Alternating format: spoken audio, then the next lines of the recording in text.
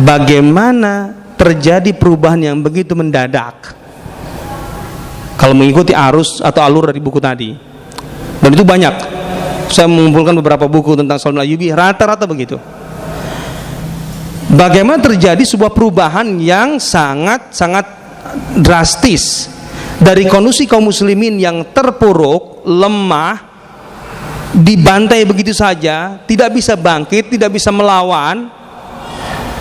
Kemudian tiba-tiba 60 tahun, 70 tahun berikutnya kaum muslimin menang di setiap medan peperangan. Apa yang terjadi dalam rentang setengah abad, 50 tahun? Apakah tiba-tiba umat, atau katakanlah kalau ibaratkan orang yang sedang sekarat itu kemudian tiba-tiba sehat, yang tadinya koma kemudian langsung sehat, langsung bawa senjata gitu? Tidak mungkin. Ada sebuah proses selama 50 tahun yang ditinggalkan, yang tidak terkaji, yang tidak terulas, yang di sini sebenarnya menjadi rahasia kebangkitan umat itu sendiri. Mengapa kondisi yang tadinya begitu lemah kemudian berubah menjadi sebuah kekuatan? Kenapa kondisi yang tadinya begitu terpuruk menjadi sebuah kemajuan? Kenapa umat yang tadinya untuk sekedar bertahan tidak berdaya sekarang bisa mengalahkan?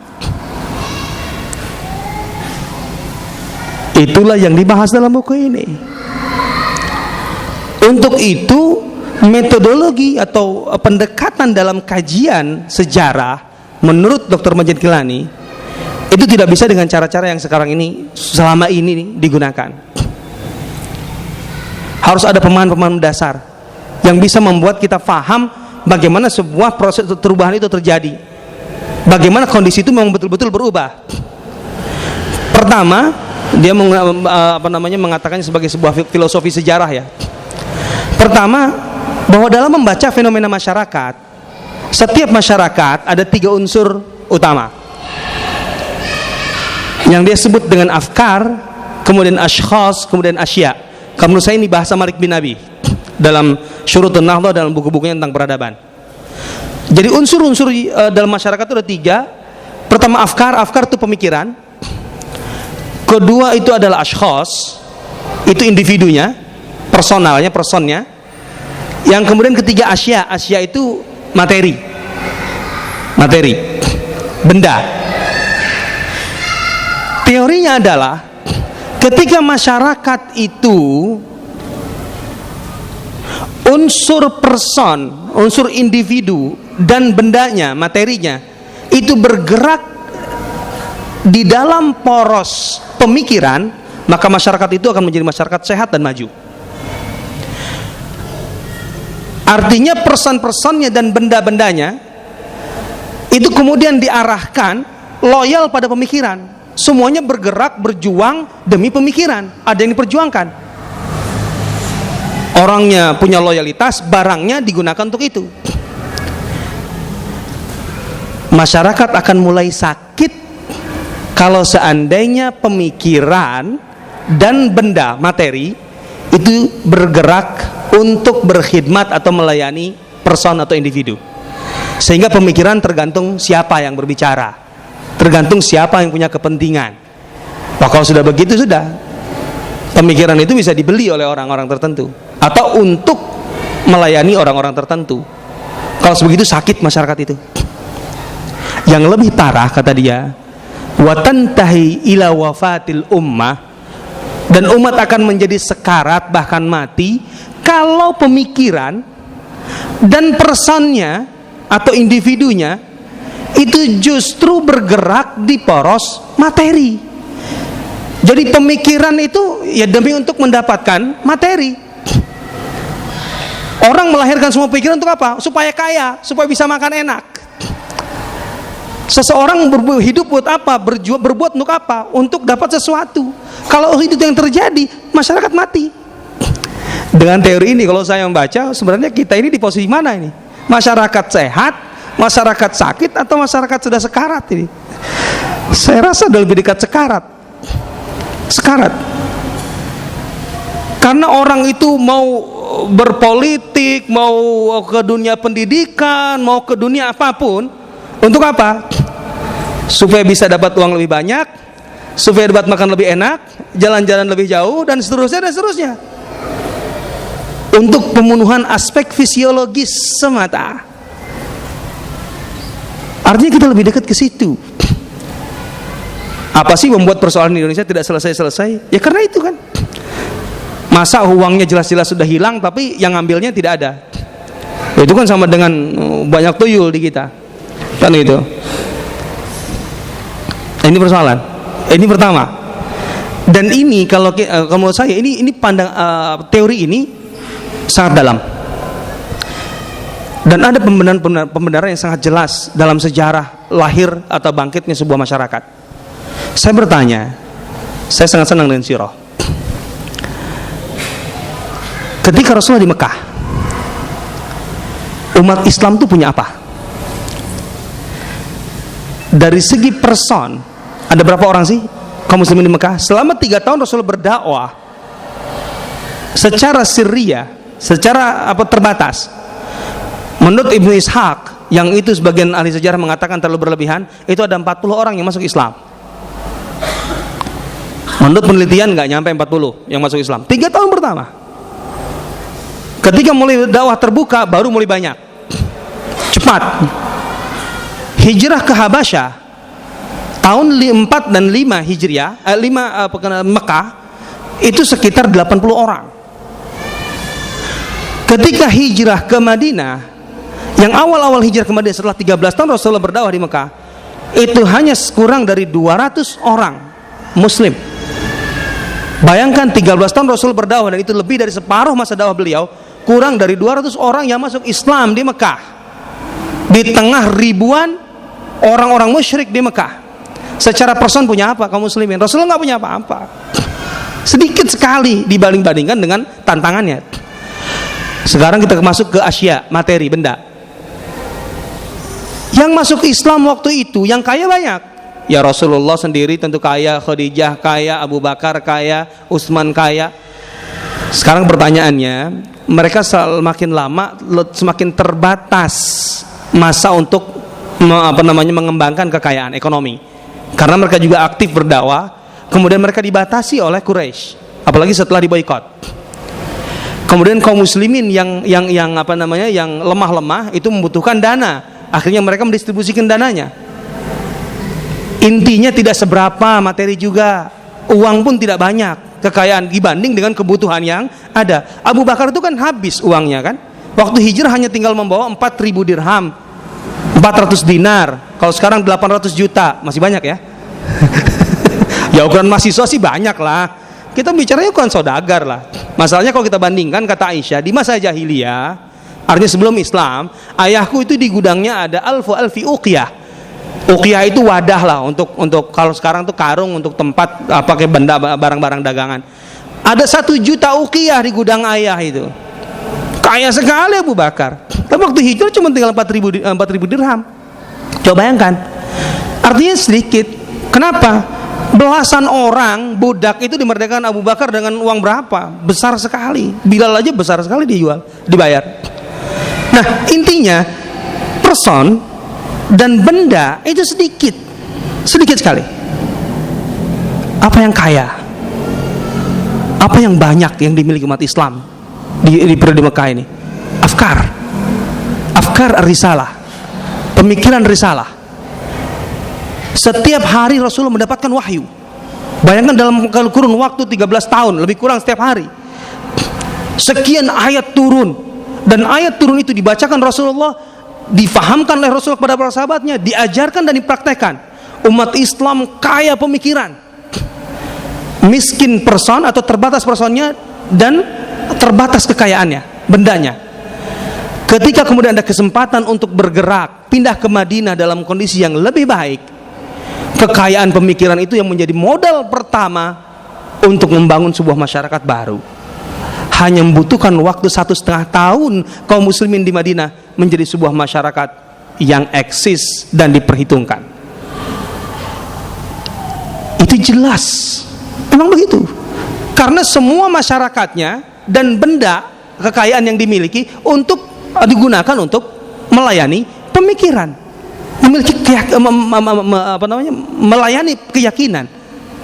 loyal, untuk menunjang loyalitas mereka pemikiran. Abu Bakar itu kan apa yang dipikirkan dia untuk dengan hartanya? Ketika dia membeli Bilal, Abu Umayyah itu berkata, waktu itu dia menyiksa Bilal itu kan luar biasa.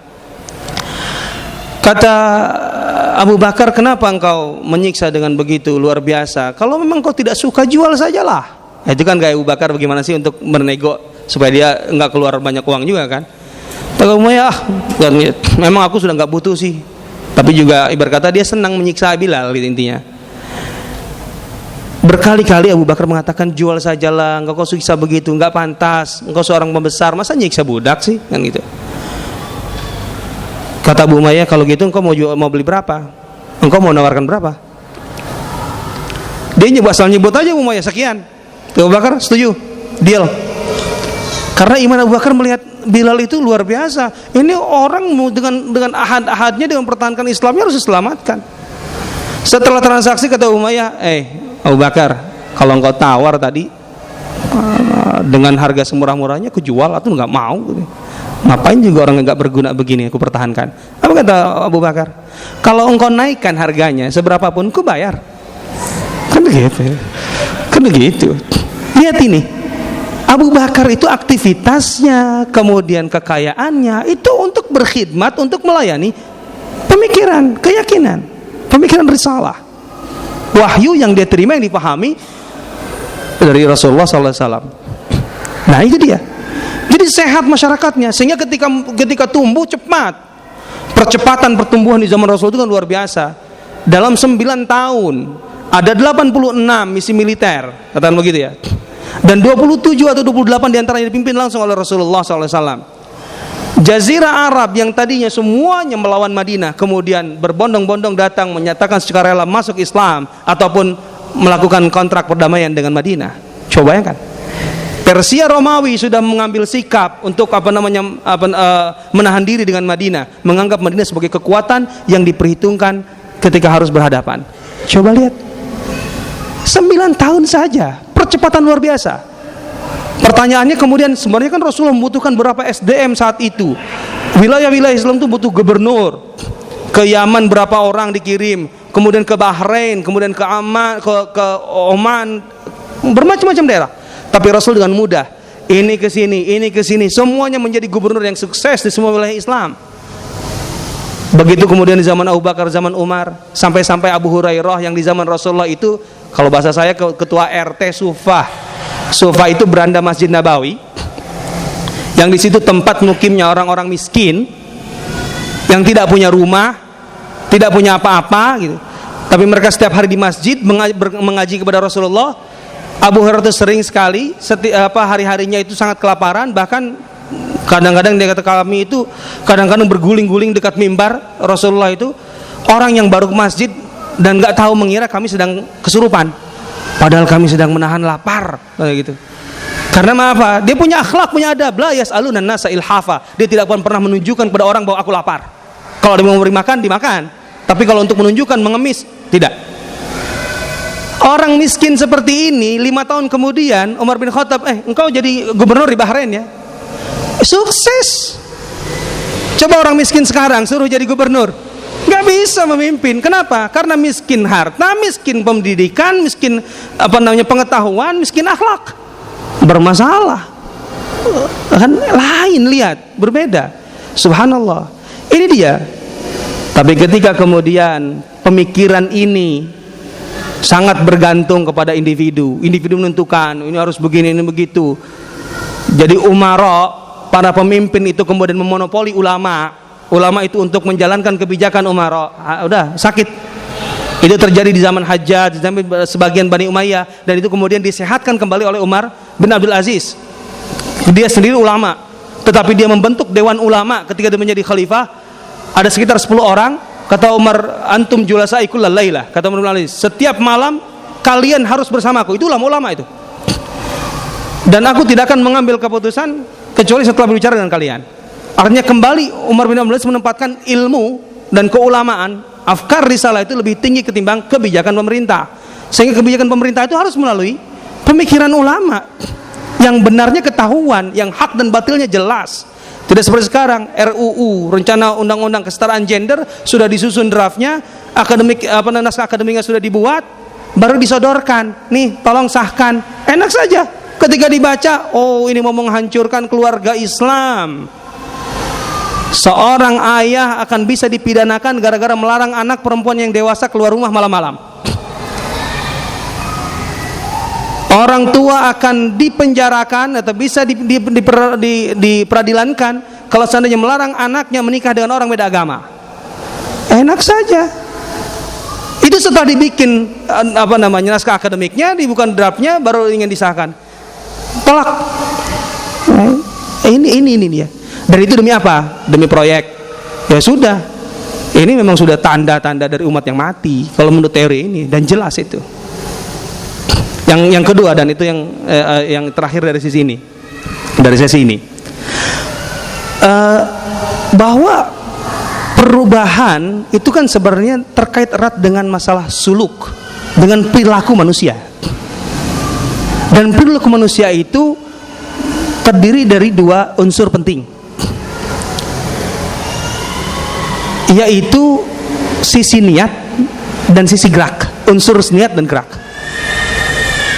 Unsur niat itu ada dalam hati. Itu jelas disepakati oleh ulama Islam, dalam wacana Islam disepakati.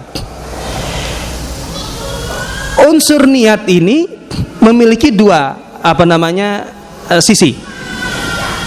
Sisi pemikiran, gitu ya, dan sisi kehendak.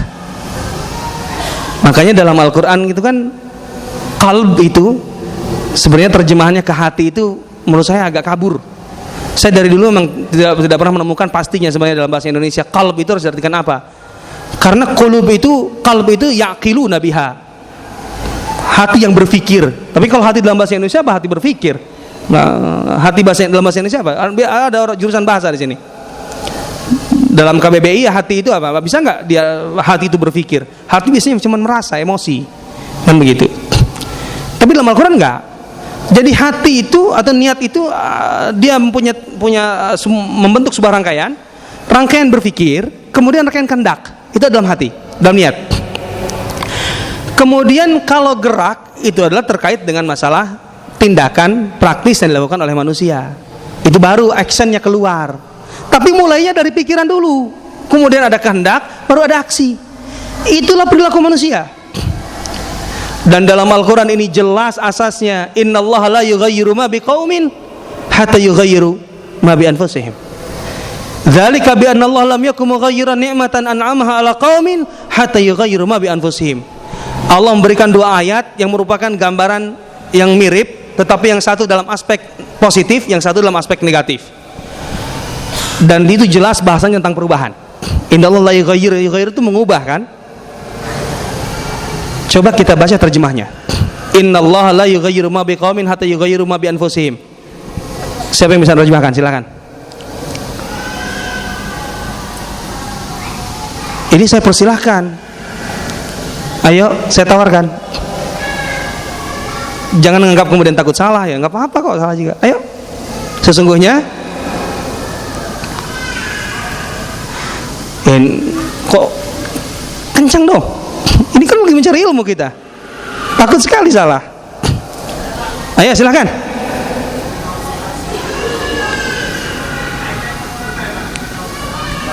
La yughayyiru ma biqaumin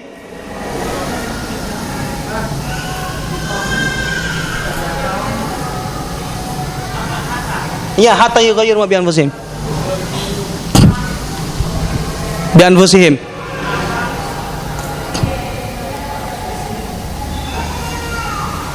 Apa? Dengan diri mereka. Sesungguhnya kalau saya bacakan. Sesungguhnya Allah tidak mengubah terhadap suatu kaum sehingga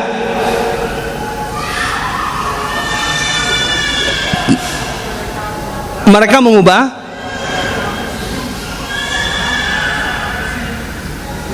dengan diri mereka. Menurut saya penerjemahan ini nggak jelas. Coba mana objeknya, mana subjeknya. Sungguhnya Allah tidak mengubah terhadap satu kaum. Apa yang diubah oleh Allah di sini? hatta yughayyiru ma bi anfusihim, sehingga mereka kaum itu sendiri mengubah apa yang diubah oleh kaumnya. Nah, yang dirubah oleh Allah apa? Yang dirubah oleh kaum apa? Artinya di sini, ini ada dua perubahan.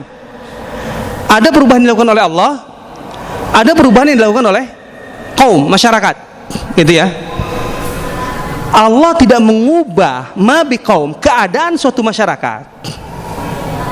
Artinya kondisi luar sebuah masyarakat, apa yang menimpa, yang dialami oleh masyarakat, kemajuan, kemunduran, masalah ekonomi. Jadi masalahnya aspek-aspeknya apa? Ekonomi, sosial, militer, politik dan sebagainya. Allah tidak mengubah itu sehingga kaum itu sendiri mengubah, kalau diterjemahkan secara harfiah, apa yang ada dalam diri mereka.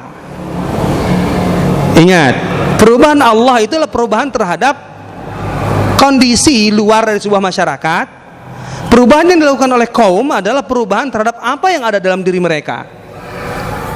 Nah, terkait dengan teori tadi, masalah-masalah yang sifatnya fenomenal, kelihatan, ekonomi, politik, sosial dan sebagainya, itu akan berubah kalau seandainya apa yang ada dalam diri manusia, konten diri manusia itu berubah. Yang mengubahnya manusia sendiri. Ma bil anfus, apa yang ada dalam diri manusia itu beragam, maknanya luas. Itu bagian intrinsik dari manusia, bagian dalaman manusia. Pemikiran, keyakinan, cara pandang, nilai, tradisi, budaya, gitu ya. Kemudian apa? Pandangan, tasawur, persepsi manusia tentang apa namanya alam asal, dia berasal dari mana, kemudian alam raya yang sekarang dia apa namanya lihat, kemudian kehidupannya sendiri, persepsi dia tentang akhirat, itu sangat menentukan. Itu ada dalam diri manusia, gitu ya. Kemudian orientasi hidup, dia hidupnya hanya untuk sekedar survive, seperti yang diajarkan oleh materialisme barat, seperti yang diajarkan oleh film-film Hollywood. Inti dari film itu adalah bagaimana seorang hero itu bertahan untuk hidup. Itu Darwinism. Intinya adalah survive. Survive dalam hal apa? Hal-hal yang sifatnya hanya fisiologis. Hanya bisa makan, menikah, makan, minum, punya rumah, selesai hidup. Apakah itu dalam hidup kita? Atau kebanyakan kita, masyarakat kita sekarang, ketika dia kemudian sekolah, belajar, kuliah, setelah itu buat apa? Kerja, punya penghasilan, menikah, punya anak, membesarkan, punya rumah, tidak ngontrak lagi, meninggal. Jangan-jangan sampai di sini kita. Subhanallah, kalau itu yang terjadi, kalau itu terjadi di kebanyakan masyarakat kita, ingat, itu tanda-tanda sudah sekarat. Atau orientasi hidupnya adalah selain masalah fisiologis, adalah dia ingin mencari bagaimana rasa aman, bagaimana rasa dihargai, bagaimana dia aktualisasi diri, bagaimana dia memperjuangkan sebuah nilai dalam hidup. Apa yang dilakukan Gandhi yang menjadi sebuah perubahan di India dengan kemandiriannya. Dengan seseorang seperti Gandhi bisa melupakan aspek fisiologis, pemenuhan aspek fisiologisnya. Dia dengan segala keterbatasannya, dengan segala kemiskinannya, tapi bisa melahirkan sebuah ide dan menggerakkan sebuah masyarakat. Gandhi itu fenomena individu. Generasi sahabat Rasulullah itu satu generasi begitu semua, bahkan lebih dari itu. Wa yusiruna ala anfusihim walau kana bihim khasasah. Allah mengatakan orang-orang Ansar itu lebih menghendaki apabila orang Muhajirin itu memakan apa yang mereka miliki, walaupun yang mereka makan itu justru kebutuhan pokoknya. Ansar itu begitu. Yang dikatakan Sa'ad bin Mu'adz, ya Rasulullah, khudh minna ma syi'ta wa da' minna ma syi'ta. Ya Rasulullah, ambil apa saja dari kami yang kau inginkan, dan tinggalkan dari kami yang kau inginkan. Tapi ketahuilah wahai Rasulullah, apa yang engkau ambil dari kami itu jauh lebih kami sukai ketimbang apa yang kau tinggalkan. Ketika Rasulullah berkata kepada para sahabatnya, aku punya seorang tamu, aku tidak bisa menjamu untuk makan malamnya, siapakah yang mau menjamu? Maka seorang sahabat berkata, aku ya Rasulullah. Kemudian dia pulang ke rumahnya dan berkata kepada istrinya, wahai istriku, berita gembira kita mendapat kehormatan tamu Rasulullah dan kita harus menjamunya. Punya apa kita? Istri berkata, suamiku, makanan yang ada sekarang itu hanya cukup untuk anak-anak kita saja, kita aja nggak cukup untuk makan. Ya sudahlah, malam ini gimana engkau cerita kayak ke anak-anak, tidurkan mereka lebih awal, kemudian setelah itu matikan lampu, hidangkan makanan, kita pura-pura makan, dia makan dengan kenyang. Subhanallah. Anak-anaknya tidur lebih awal, makanan untuk anak-anaknya di malam itu kemudian dihidangkan kepada tamunya, tamu Rasulullah tadi. Kemudian sebelum itu dimatikanlah lampu. Tamu bertanya kenapa mati? Oh, minyaknya habis. Kemudian makanlah mereka. Yang tuan rumah pura-pura makan tak. Yang tamu makan dengan semangat karena lapar. Keesokan harinya dia ke masjid Rasulullah SAW. Rasulullah menyambutnya dengan senyum yang luar biasa. Wahai fulan, Allah mengetahui apa yang kau lakukan dengan keluargamu malam tadi. Allah tersenyum dengan apa yang kau lakukan. Subhanallah. Jadi fenomena Gandhi di India itu, kalau kita bicara tentang sahabat, itu sebuah generasi, gitu loh. Jadi orientasi hidupnya itu bukan untuk sekedar masalah fisiologis, dan ini menjadi persoalan besar. Jadi ketika sebuah masyarakat mempunyai kesadaran terhadap apa yang ada di dalam diri mereka dengan benar, pemikiran, nilai, pandangan hidup, nilai, tradisi, budaya, itu akan sangat berpengaruh pada kondisi di luarnya. Maka politik, sosial, ekonomi akan sehat. Ya bagaimana nanti kan kita lihat dalam bagian dalam buku ini, bagaimana kondisi kaum muslimin itu yang tadinya betul-betul sudah sangat individualistis, kemudian sangat ego, itu kemudian berubah menjadi masyarakat yang pemberi, dermawan. Dan ketika masyarakat itu ego, ya sudah, hancurlah ekonomi. Karena orang kaya takut kekurangan, orang miskin bermasalah, tidak mau berjuang, maunya meminta-minta. Yang adanya adalah gap selalu antar lapisan masyarakat. Wallahu ta'ala alam. Ini dulu, nanti kita kembangkan.